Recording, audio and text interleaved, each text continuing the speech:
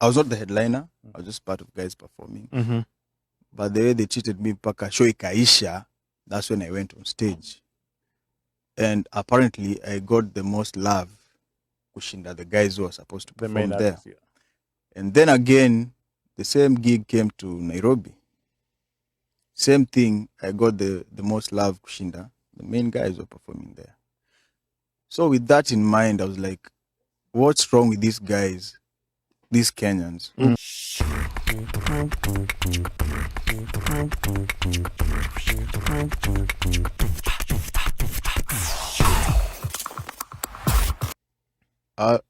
I got a call by a group of dancers, like 3 guys. They told me, Niaje, we've been going through studios, recording music, as release, they don't believe in us. Can we come meet you? Nikasema sawa. So when they came to the studio, they sampled me their stuff. And I was like, I was very talented. Because this walikuwa na ushamba. If you listen, it is that catchy thing from Ushago that I felt that can work. So the same day I had the samples, is the same day I signed them. They were called Everlast. They had won there's a dance competition that was happening on TV. They won, and now they wanted to now get into music. So when I had this of it, nikawa sign, and we released the first song that went nowhere.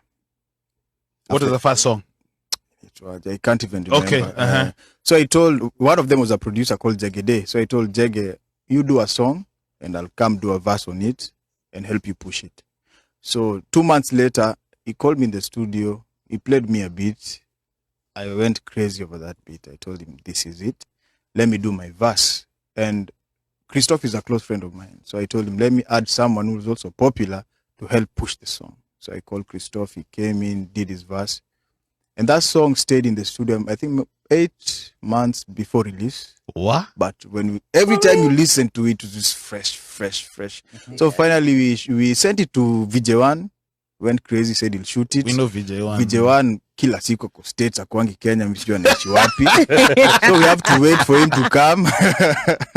So finally, when he came, we shot the video, we released it, and it was a banger. It went viral immediately. Yeah. Let me ask you one more question. Yeah. So you being a major player in the music game in Kenya, right? Yeah. So Gengeton. Yeah. What are your thoughts about it? What is that the new journey that Kenyans are trying to take in music, or is that like like how when the Low Johns came out in music, like back in 2004, right? Yeah. That was a new sound, but now trap is the sound. Yes. Even Kenyans are doing trap. I'm doing trap too. Yeah. So I'm trying to understand, like, is that the journey that Kenyans are trying to take? Was that one of the journeys we're taking? Like, you as a major player, what are your thoughts? Every generation iko na sound yao. And most of the wazee might feel like this is offensive, nini, but they're speaking the youth's language. That's why they get so many numbers on their songs, because they're speaking what the youth are talking about. Right. So me, I don't feel like it's a bad thing. I just feel like we needed something to happen in the industry to get guys really love our culture. And thanks to them, the youth are now back in the music. There's so many gigs happening. The culture is thriving now. So big up to them. So I want to ask, I want to take another different route. At the beginning of this year, end of last year, the beginning of this year, mostly end of last year, there was a high concern of Kenyan music being played in the air. Yeah. Play KE came out and started coming out, and there was a disconnect. There was an argument between musicians and other people in the industry and radio people who felt that they were being attacked for no reason, but Play KE was a genuine concern. Yeah.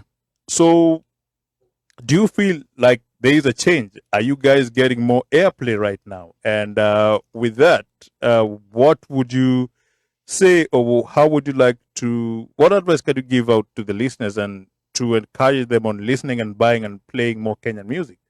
Because hata huku tumekuwa na hiyo shida kuzushiana na Keli wacha kuletwa Nigeria, Keli wacha kuletwa Kenya wengi.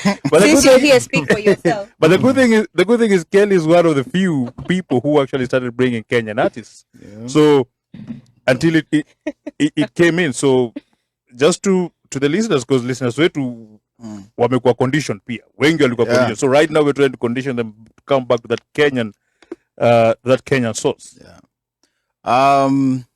Play KE was really important, I believe so. And it came about, there's a show I did in Coastal that Tanzanian artists were performing. I was treated yani vibaya sana, yet the guys are the ones who called me there. Mpaka I was not the headliner, I was just part of guys performing. But the way they treated me, mpaka show ikaisha, that's when I went on stage. And apparently I got the most love kushinda the guys who were supposed to perform there. Artists, yeah. And then again, the same gig came to Nairobi. Same thing, I got the most love kushinda the main guys were performing there. So with that in mind, I was like, what's wrong with these guys, these Kenyans, who bring these acts from outside and forget about their fellow Kenyans and start worshipping these other guys? Kwani shida iko wapi? With that, now we started saying, let's play Kenyan music, because we realized the fans love and support their people. Because the biggest issue was, hatutacheza Kenyan music because Kenyans don't want to listen to Kenyan music. Yeah. Which And is unfortunate. That was the biggest excuse. Yeah, that was the excuse. And Just through nonsense. those two shows, it proved the fact that they really love and supported. They went on Twitter crazy kabisa. And that's how we started, Play K. And this Play K thing didn't start that time. It's a conversation that has been going on way back. Yeah. And I even have a song that was for Play Kenyan music way back, but that time I didn't have a name. So me, I was like, since now I have a name, if they're going to hate me, I'll stop playing my music. But I'll know for sure, for a fact that when I got a platform, I used it properly. So me nilikufa nayo. And me and Calligraph, we kept on pushing for that Play K. And guys started joining in. And that's how it moved. My presenter alifight na sisi for a very long time, saying my fans wataki kusikia Kenyan music. And I remember even P Square from Nigeria joined in, saying when they came here, it was unfortunate for them to come to this country and all they had was Nigerian music from the airport to the hotel.